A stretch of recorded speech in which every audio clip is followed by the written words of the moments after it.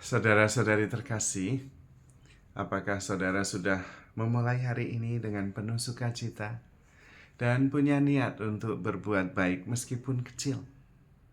Semoga Tuhan memberkati niat baik saudara.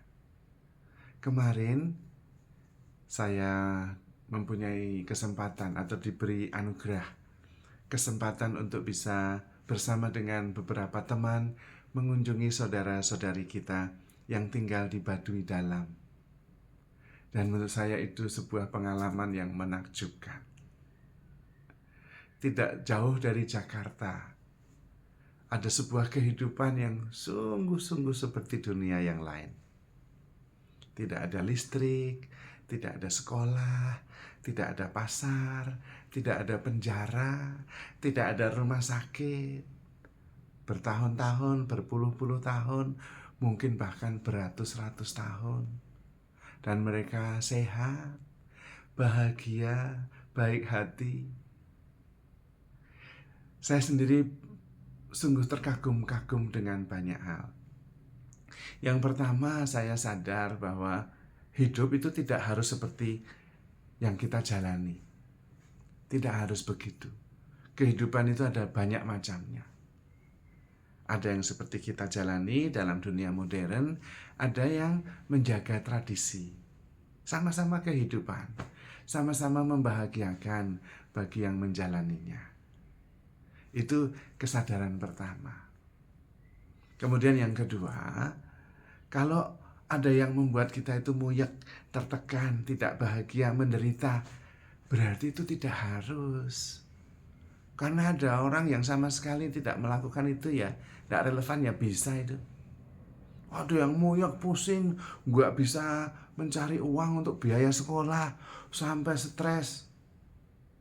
Walah, saudara kita yang Baduy itu sekolah dengan cara yang lain. Ya bisa itu, karena sekolah itu kan salah satu metode yang ditemukan sebetulnya asalnya dari budaya barat.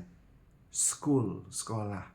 Dulu sebelum ada sekolah seperti sekarang, di Indonesia ini atau di Nusantara ada sekolah-sekolah tradisional.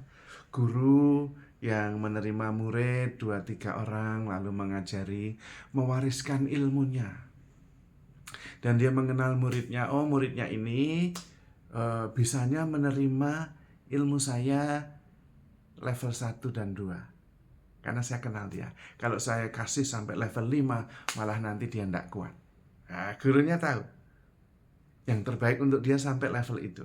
Tapi saya kenal yang lain, wah kalau ini levelnya perlu dikasih ilmu saya yang sampai tingkat tinggi. Berdasarkan pengenalan pribadi. Itu zaman dulu. Dan itu juga yang masih berlaku di Baduy. Jadi kalau tidak ada sekolah di Baduy, tidak berarti bahwa orang Baduy bodoh semua. Bukan. Mereka malah bijaksana karena belajar dari pengalaman. Menggunakan akal budi, juga common sense untuk hidup secara seimbang. Yang saya kagum salah satunya adalah struktur masyarakat. Ada seorang tokoh yang disebut Jaru, yang fungsinya adalah memastikan bahwa masyarakat di Baduy itu sejahtera, damai, nyaman. Bukan hanya masalah fisik. Bukan. Tapi juga kalau ada keluhan, kenapa hidupnya tidak nyaman, relasinya kurang baik, Jaru ini yang kemudian bertindak, memastikan. Mungkin bandingannya dengan sebuah negara Nepal yang hidupnya tidak diukur oleh gross national product. Tidak diukur berdasarkan produktivitas. Karena di belakangnya itu ada kapitalisme. Tetapi diukur oleh gross national happiness. Diukur berdasarkan variabel kebahagiaan. Dan itu yang terjadi di Baduy. Bukan bahwa dia lebih baik, kemudian kita tidak baik, saya tidak mau memberi penilaian. Tetapi ada nilai lain, ada kehidupan lain. Sehingga kalau kita sungguh-sungguh menderita dengan kehidupan kita, ya nggak harus gitu. Karena kita diberi akal budi, diberi juga common sense yang membantu kita bisa hidup dengan baik. Intinya itu. Dan mereka begitu sederhana, menjaga alam. Mereka memastikan bahwa gunung tidak runtuh, longsor. Hutan tidak habis. Sungai bisa tetap jernih. Dan mereka bisa hidup bersaudara dengan damai. Cukup, karena memang sebetulnya yang dibutuhkan manusia untuk hidup itu ya sederhana. Tetapi kalau menuruti keinginan, ya tidak ada habisnya. Dan mereka sehat karena udaranya sehat, dijaga, sehingga oksigen itu berlimpah-limpah, tebal. Itu terasa sekali. Ketika bernafas, kita berjalan, terasa sekali segarnya. Air juga jernih, tidak dikotori, tidak diberi racun. Jelas, pohon-pohon juga menghasilkan oksigen. Alam begitu membawa kesegaran. Tanah, air, udara, semuanya sehat. Maka tidak heran kalau orang Baduy ya sehat-sehat. Karena yang dimakan sehat, yang diminum sehat, yang dihirup udaranya juga sehat. Pikirannya juga sehat. Tidak diisi oleh yang muyak-muyak. Yang sederhana-sederhana saja. Fokus pada hal yang sederhana-sederhana. Bisa makan enak, sederhana, cukup. Menikmati minuman sederhana yang tidak harus dikasih banyak racun, cukup. Tapi kita banyak dan kita sadar, hampir semua yang kita makan itu ada kimianya, ada racunnya. Yang kita minum juga kita racuni. Yang kita hirup, waduh, banyak sekali racunnya. Lalu kita mengharapkan sehat gitu ya. Nah, itu yang terjadi. Dan di sana memang kemudian hidup menjadi sangat sederhana. Dan ternyata untuk bahagia itu tidak perlu rumit. Malah kalau rumit nggak bahagia. Halah mau bahagia kok rumit. Dan itu yang membahagiakan sekali.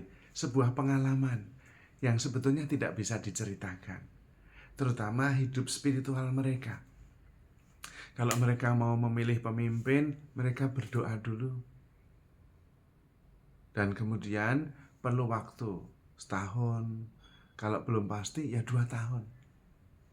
Sampai begitu pasti. Karena itu menentukan banyak hal dalam kehidupan bermasyarakat. Maka harus benar-benar dipilih pemimpin yang baik. Tapi dasarnya adalah doa. Dasarnya adalah penelitian batin. Hati yang mengetahui, bukan pikiran. Maka perlu waktu. Dan istilah mereka perlu wangsit atau wahyu.